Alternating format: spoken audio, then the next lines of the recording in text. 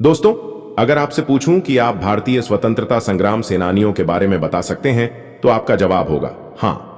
भारतीय स्वतंत्रता संग्राम में मंगल पांडेय, अशफाक उल्लाह खान, भगत सिंह, राजगुरु, सुखदेव, रानी लक्ष्मीबाई, नेताजी सुभाष चंद्र बोस, महात्मा गांधी, सावरकर और लाला लाजपत राय जैसे कई वीर और वीरांगनाओं की वीरता की कहानियां हम लोग हमेशा इतिहास की किताबों में पढ़ते आए हैं। लेकिन कुछ योद्धा ऐसे थे जिनका जिक्र किताबों में आने से रह गया क्योंकि वह निम्न जाति समुदायों से आते थे।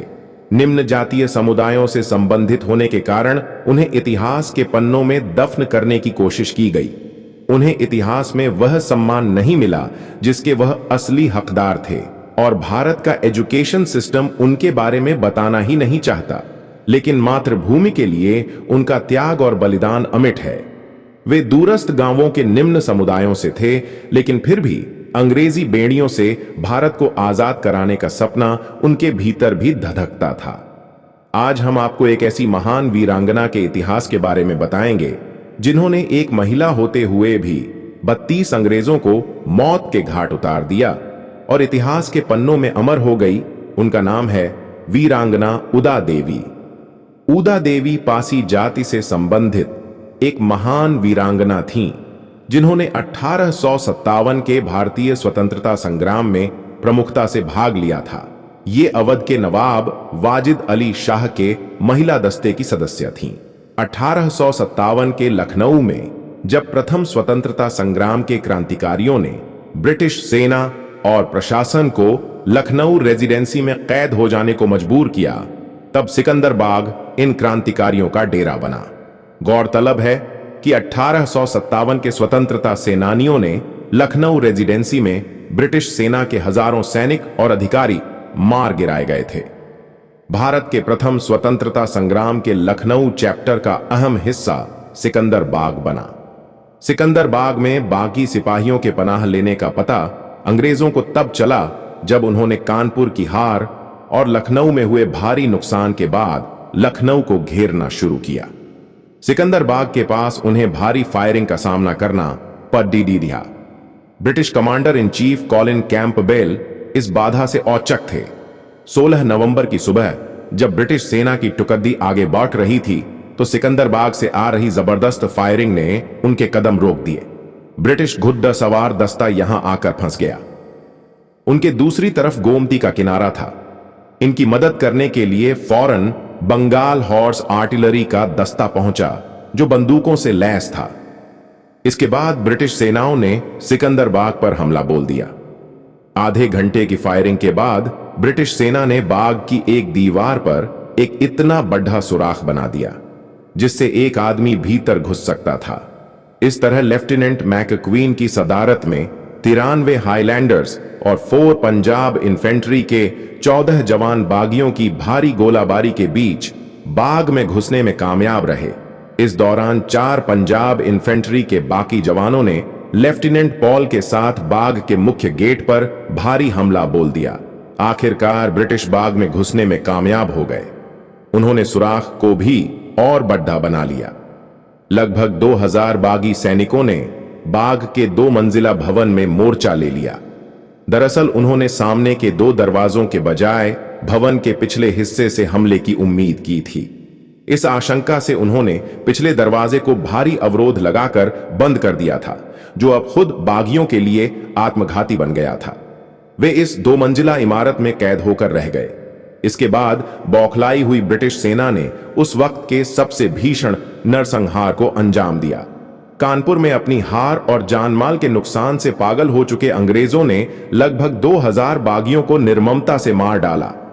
हमले का नेतृत्व कर रहे लॉर्ड रॉबर्ट्स के अनुसार बाग की उत्तरी दीवार से सटे बागियों की लाशों का ढेर 6 फीट तक ऊंचा हो चला था।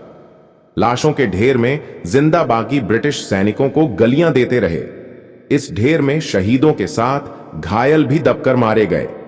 अंग्रेजों की नफरत और घृणा का अंदाजा इसी से लगाया जा सकता है कि उन्होंने सिकंदरबाग के एक भी क्रांतिकारी को बंदी नहीं बनाया। उनकी शवों को उनके परिजनों को नहीं दिया गया। शवों को या तो सड्डरने और चील कौओं के खाने के लिए छोड़ दिया गया या फिर गड्ढे में उनका ढेर लगा दिया गया। इस लड़ाई में ब्रितानी सेना के भी दर्जन भर अफसर और 200 सैनिक मारे गए। अंग्रेजों की सिकंदरबाग के क्रांतिकारियों से नफरत का अंदाजा इस बात से लगाया जा सकता है कि इस लड़ाई में शामिल सैनिकों अधिकारियों को चने परमल की तरह विक्टोरिया क्रॉस बांटे गए। इस लड़ाई की एक मायावी पात्र थीं ऊदा देवी। उत्तर प्रदेश के लखनऊ के पास उजरियाओं गांव की ऊदा देवी दलित समुदाय की पासी जाति में पैदा हुई थीं। ऊदा के पति मक्का पासी नवाब वाजिद अली शाह की पलटन में सैनिक थे। ऊदा देवी नवाब वाजिद अली शाह की बेगमों की अंगरक्षक थीं और बाद में उनके खातून दस्ते की सिपहसालार बनी। उनके पति मक्का पासी भी नवाब की सेना के बहादुर सिपाही थे और 1857 के गदर में कानपुर में बागियों की जीत के नायकों में से एक थे। कानपुर में पति की शहादत के बाद भी ऊदा देवी के जोश में कोई कमी नहीं आई। नवाब को कलकत्ता निर्वासित कर दिए जाने के बाद जब बेगम हजरत महल ने 1857 के गदर की मदद करना तय किया तो मक्का पासी और ऊदा पासी भी उनकी सैन्य टुकड़ियों के साथ बाकी सिपाहियों के साथ जंग में शामिल हुए। न मक्का पासी और न ही ऊदा देवी ने दलितों के शौर्य और पराक्रम पर नवाब के भरोसे को टूटने दिया।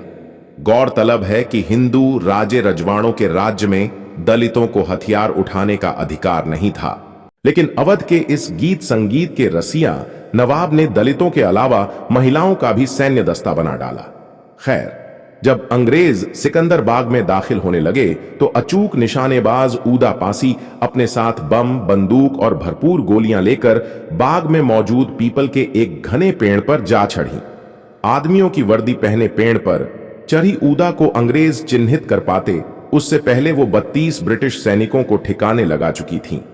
ऊदा पासी के पेड़ पर चढ़े होने का पता अंग्रेजों को तब चला जब एक अफसर ने इस बात पर गौर किया कि मारे गए सिपाहियों के घाव ऊपर से नीचे की तरफ हैं। इसके बाद ब्रिटिश सेना ने घने छायादार पेड़ को लक्ष्य कर अंधाधुंध फायरिंग शुरू की। कहते हैं कि जब ऊदा का शरीर नीचे गिरा तो भी उनके पास खासा असलाह बारूद बचा हुआ था। जमीन पर गिरे उनके शव पर भी अंग्रेजों ने अंधाधुंध फायरिंग की। सार्जेंट फोर्ब्स मिशेल ने पीपल के पेड़ से निशाना साधकर 32 ब्रिटिश सैनिकों को मारने वाली स्त्री के रूप में ऊदा देवी पासी का जिक्र किया है। उस समय यूरोपीय मीडिया में ऊदा देवी की बहादुरी की तारीफ करते हुए बहुत कुछ लिखा गया। कहा जाता है कि उनकी इस स्तब्ध कर देने वाली वीरता से अभिभूत होकर अंग्रेज कैल्विन कैंपबेल ने हैट उतारकर शहीद ऊदा देवी को श्रद्धांजलि दी थी। लंदन टाइम्स ने अपने संवाददाता विलियम हावर्ड के हवाले से पुरुषों के वेश में एक महिला द्वारा पीपल के पेडीहेट से निशाना लगाकर ब्रिटिश सेना को बड़ा नुकसान पहुंचाने के बारे में लिखा। यूरोपीय मीडिया में ऊदा देवी की खबरों का संज्ञान लेकर कार्ल मार्क्स द्वारा भी इस विषय में लिखे जाने का उल्लेख मिलता है। सिकंदरबाग आज एक उपेक्षित जगह है। आजकल बाग के एक हिस्से में राष्ट्रीय वनस्पति अनुसंधान संस्थान का कार्यालय है। इस कार्यालय में सिकंदरबाग में मिले हथियारों के अवशेष सुरक्षित हैं। बाग के दूसरे मामूली पार्क बना दिए गए हिस्से में नष्ट होने को अभिशप्त नवाब की बिल्डिंग के अवशेष हैं, जिस वीरांगना से पश्चिमी देश इतना प्रभावित हुए कि पूरे विश्व की मीडिया ने उनके बारे में लिखा और प्रचारित किया। लेकिन दुर्भाग्य इस बात का है कि भारत के इतिहास में उन्हें वो सम्मान और तवज्जो नहीं दी गई जिसकी वह असली हकदार थीं। दलित शोषण पीड़ित समुदाय में पैदा होने के कारण उन्हें इतिहास के पन्नों में दफन करने की कोशिश की गई। भारत के प्रथम स्वतंत्रता संग्राम में सिर्फ एक अंग्रेज को मारने वाले मंगल पांडे को स्वतंत्रता संग्राम का जनक माना जाता है, वही 32 अंग्रेजों को मारकर ढेर करने वाली वीरांगना का कहीं जिक्र तक नहीं किया जाता। अगर आप इस तरह के महान बहुजन क्रांतिकारियों के बारे में जानना चाहते हैं तो हमारे चैनल को सब्सक्राइब करें और वीडियो को लाइक करें, ताकि बहुजन समाज से जुड़ी हुई हर वीडियो आप तक सबसे पहले पहुंच सके। आज की वीडियो में बस इतना ही। मिलते हैं किसी और वीडियो में, तब तक के लिए धन्यवाद।